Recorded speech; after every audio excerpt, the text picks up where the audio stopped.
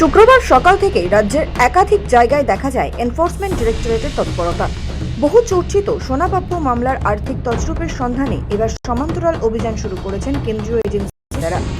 শুক্রবার সকাল 6টা থেকেই একসঙ্গে কলকাতার 3টি অত্যন্ত গুরুত্বপূর্ণ এলাকা এবং মুর্শিদাবাদের কান্দিতে জোর কদমে তল্লাশি ও হানা শুরু করে ইডি।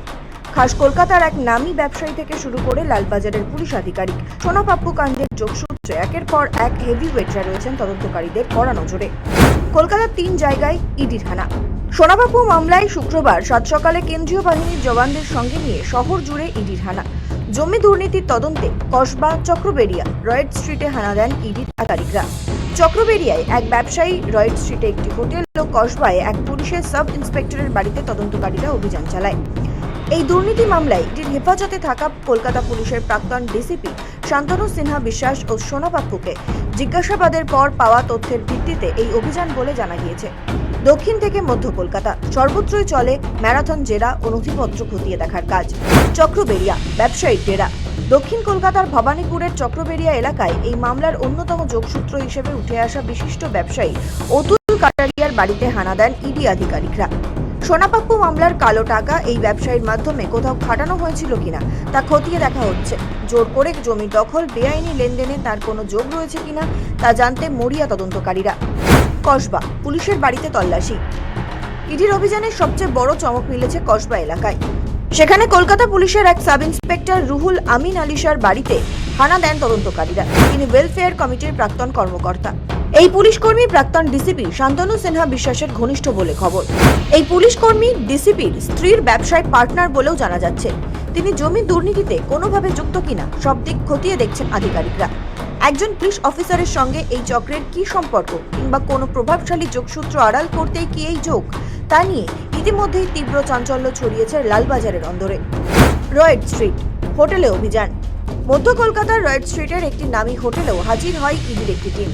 ম্যানেজারের সঙ্গে কথা বলে হোটেলে তল্লাশি শুরু করেন তারা। মালিককে ডেকে পাঠানো হয়েছে। ওই হোটেলের নির্দিষ্ট কিছু বুকিং এবং আর্থিক লেনদেনের নথিপত্র স্ক্যানারের নিচে রাখা হয়েছে।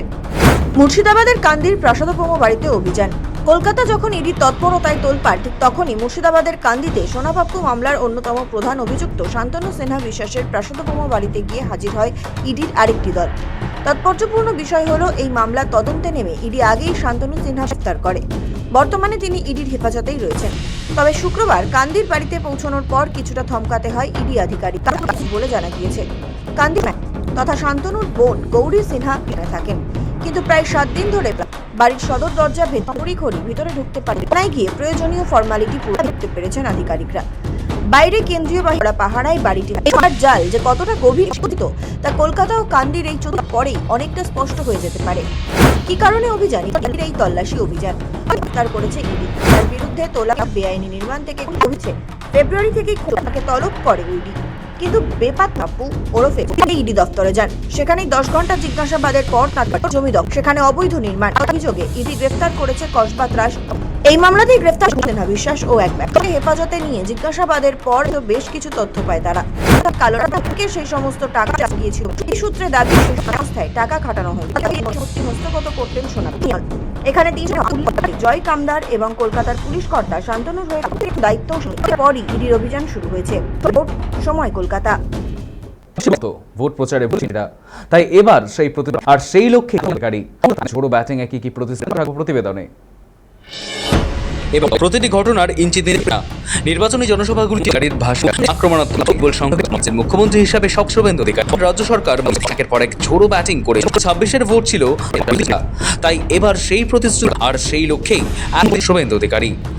11 দিন অধিকারী সরকার সরকারের রাজ্যে পালা বদলের পরেই ছিল মুখ্যমন্ত্রী শুভেন্দু অধিকারী। দেশের পশ্চিমবঙ্গের